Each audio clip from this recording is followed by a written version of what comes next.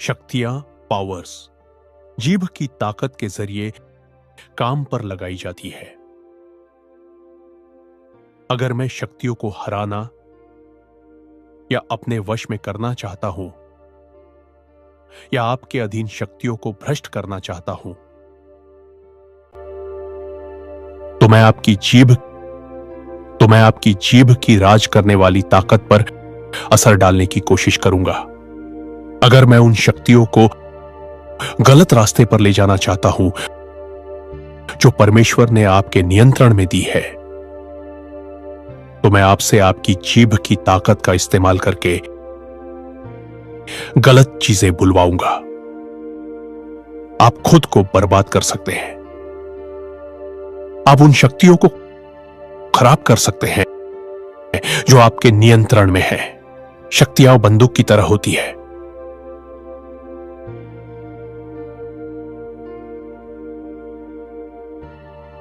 अगर आप बंदूक खुद पर ताने और ट्रिगर दबा दें तो क्या आप मरेंगे? हां, फिर भी वह बंदूक आपकी थी। शक्तियां परमाणु हथियारों की तरह है।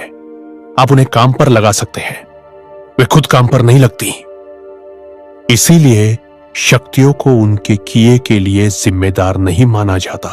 The person responsible जिम्मेदार वह व्यक्ति है जिसने शक्ति का इस्तेमाल किया।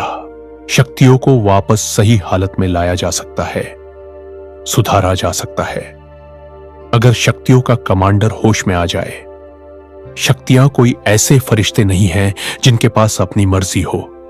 इसलिए हमें शक्तियों के लिए लड़ना होगा, हमें संघर्ष करना होगा। बाइबल इसे अंधेरे की शक्ति, पावर ऑफ डार्कनेस कहती है। अंधेरा इंसानों के खिलाफ अंधेरा फैलाने के लिए शक्तियों का इस्तेमाल करता है। अंधेरे से शक्ति हटा दो तो अंधेरा अपना प्रभाव, अपना मिशन और अपना काम खो देता है। तो अंधेरा शक्ति के जरिए काम करता है। अंधेरे के रास्तों को हटा दो और अंधेरा अपना प्रभाव खो देगा।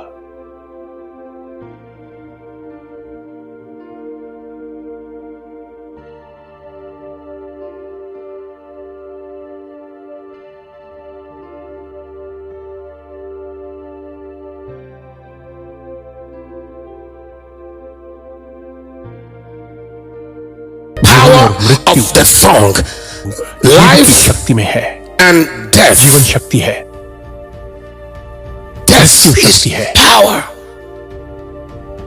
But लेकिन the वह power शक्ति that जो नियंत्रण controls, करती है, जो that बांटती है, dispenses, जो मौत या that जीवन का आदेश commands देती है, death वह जीभ or की मुख्य life शक्ति में है। are in the leading इंसान के भीतर presiding अगली मुख्य power शक्ति of the Kalpana, tongue. Imagination है। कल्पना शक्तियों को काम पर लगाने के काबिल है। कल्पनाएं शक्तियों एक को भ्रमित कर सकती हैं। क्या किसी देश का राष्ट्रपति जानवरों पर राज करता है? नहीं, नहीं, वे साथी इंसानों पर राज करते हैं। तो आप देखते हैं कि राष्ट्रपति इंसानों पर, अपनी तरह के लोगों पर राज करता है। जीभ शक्ति है, लेकिन यह शक्तियों के ऊपर राष्ट्रपति जैसा अधिकार रखती है। कल्पना, इमेजिनेशन, लीडर शक्ति है। कल्पना शक्तियों को रास्ता दिखाती है और काम सौंपती है। अगर आप अपनी कल्पना के इरादों को साफ नहीं रखते, तो वे शक्तियां उन चीजों को पूरा करने निकल पड़ेंगी जो आपने अपनी बेलगाम और गलत कल्पनाओं से बाहर आने दी है। यहां आता है फौजी जैसा आध्यात्मिक अनुशासन। पाखंडियों को भूल जाओ। हमारे पास बहुत सारे पाखंडी हैं। अगर आप अनुशासित नहीं हैं, तो आप दूर तक नहीं जा सकते। आपकी उलझन के पीछे शक्तियां हैं। ऐसी शक्तियां हैं जो उलझन, बंटवारा, कैंसर, डायबिटीज, हादसे, दुख और नशा पैदा करती हैं।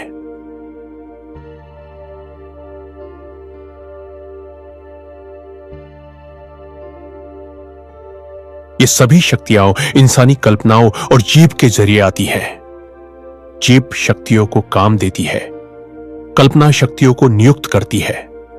शक्तियां परमेश्वर द्वारा पूरा करने के लिए बनाई गई है। वे मजदूर हैं और इंसानी कल्पनाओं को सच करके दिखाती है। जब आप बोलते हैं तो वह सच होगा, चाहे वह नेगेटिव हो या पॉजिटिव। समस्या यह है कि हम बोलते हैं और उम्मीद करते हैं कि वह उसी पल सामने आ जाएगा। यहीं पर शारीरिक सोच या आध्यात्मिकता की कमी पाई जाती है। आपके शब्द आत्मिक दुनिया, स्पिरिट रेल्म्स में जाते हैं।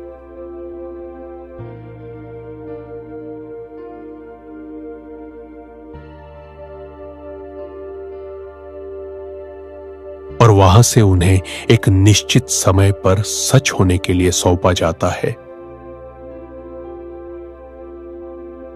हर शब्द आसमान फिर्मामेंट में जाता है। तारे, चांद और सूरज समय और मौसम तय करते हैं। बाइबल कहती है कि जब तक धरती बनी रहेगी, बीज बोने और फसल काटने का समय नहीं रुकेगा। हम अपने मुंह के शब्दों और अपनी कल्पनाओं से बीज बोते हैं। मैं उन लोगों के साथ काम नहीं करता जो शब्दों को लेकर लापरवाह है। मैं आपके साथ काम नहीं करता, नहीं कर सकता, क्योंकि आप ऐसी समस्याएं पैदा करेंगे जो अंत में मुझे झेलनी पड़ेंगी। अगर आप पास्टर हैं और लोग लगातार नेगेटिव बातें कर रहे हैं या काम कर रहे हैं, तो उन्हें जल्दी हटा दें। कभी कभी हम भावनाओं, सेंटिमेंट्स को अपने अधिकार के ईश्वरीय पद से ऊपर आने देते हैं। भावनाएं सिद्धांतों, प्रिंसिपल्स से ऊपर एक नहीं हो सकती।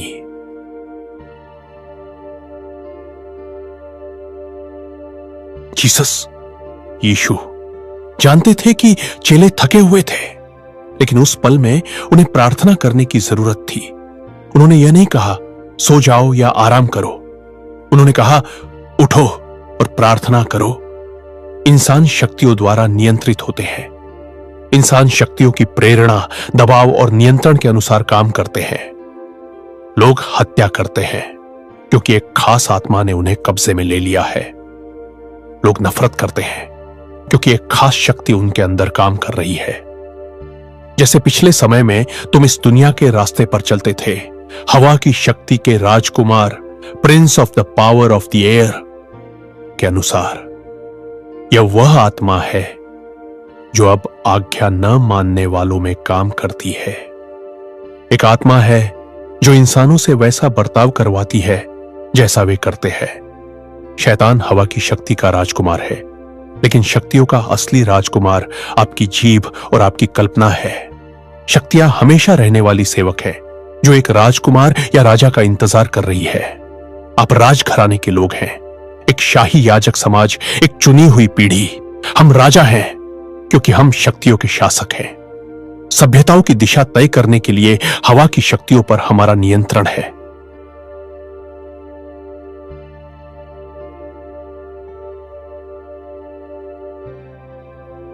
एआई और एंटी क्राइस्ट।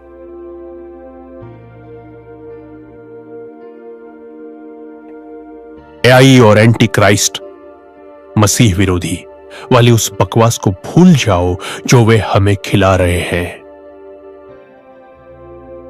जीसस ने कहा था कि अगर तुम कोई जहरीली चीज खाओगे या पियोगे तो वह तुम्हें नुकसान नहीं पहुंचाएगी। कलीसिया, इक्लेसिया अब महिमा में कदम रख रही है। तुम जहरीले सांपों को उठा लोगे। इसका मतलब है कि एक समय आएगा जब हवा में जहर होगा, पानी में जहर होगा।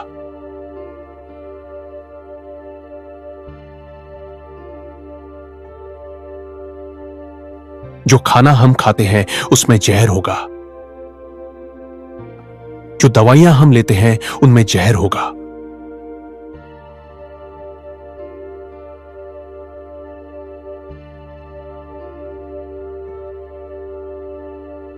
लेकिन उन्होंने असल में इसकी तुलना सांप से की। वे बस ये कह रहे थे कि एक ऐसा समय आएगा जब वातावरण में जहर होगा। जीसस एक दृष्टांत, पैराबल में बोल रहे थे, और हम उस समय में प्रवेश कर चुके हैं कि हम इतने अमर हो गए हैं, इतने जोश से भरे हैं, पवित्र आत्मा से इतने भरे हुए हैं कि जहर हमारे शरीर को पोषण देता है। परमेश्वर के प्यारे बेटों, अंदर एक अलौकिक शक्ति है जो इंसान के स्वभाव को निगल जाएगी, क्योंकि विनाश अविनाशी को पहन लेगा और मृत्यु जीवन द्वारा निगल ली जाएगी। रैप्चर 1000 साल के अंत में आता है। परमेश्वर की एक बहुत बड़ी चाल मूव अभी आने वाली है। दुष्ट हटा दिए जाएंगे और खुद को नष्ट कर लेंगे। इस तीसरे विश्व युद्ध से हमारे सामने राजा जीसस क्राइस्ट मसीह के प्रभाव वाली सरकार के 1000 शानदार सुनहरे साल हैं। मेरे शब्द याद रखना।